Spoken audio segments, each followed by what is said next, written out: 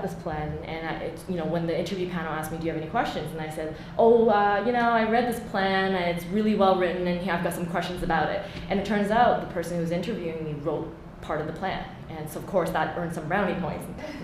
So things like that. You never know when information can come handy. When you're introducing yourself in an interview panel, if you knew about their organization that only an insider could give you, that could definitely help. The other time I did an informational interview, it was very brief. She rescheduled me. She was the director again, rescheduled me like 6 times. But I was patient, and after a couple months, we finally met. I had 15 minutes of her time. We talked very quickly, and at the time, she had a project, and it was a short-term assignment. And she had offered it to me just on the spot like that. So of course it wasn't a bargaining unit position, but it happens. There's cases where it's successful, but there's also cases when you might maybe turn down. But just keep trying. And Angela, you mentioned cold calling. So how does someone get the contact information? Just Google, LinkedIn. Isn't there a website?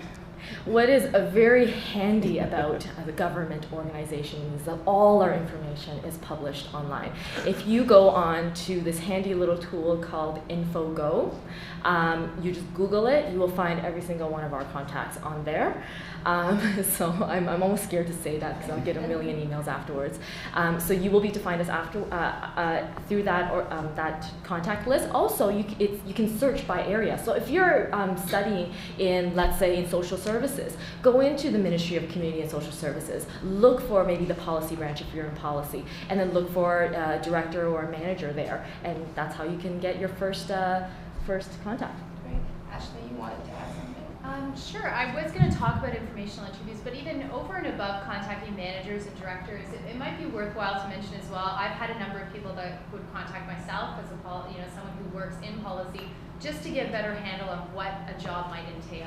Because there are a number of positions that, as was mentioned before, that are a bit ambiguous, and it can be very difficult from looking at the job competition ad as to what exactly it might entail. So you can always try and contact individuals as well if you're interested on a cold call type basis, just to find out a bit more about what their position's all about and see if it's something that you might actually be interested in, or perhaps maybe it doesn't align so well with what you thought it might be. Ian? I just wanted to talk about our website as well. I didn't have the advantage of having a network of contacts, not being a new Canadian back in 2005. Perseverance is the key with our website. Okay, apply for jobs on there and apply and apply and apply. So if you don't have a network of people that you can rely on in that way, continually apply for positions that come up, because slowly but surely you will actually start to build some of those networks, because you will have contacts with the people who are involved either in an HR perspective or even as a hiring manager directly. And also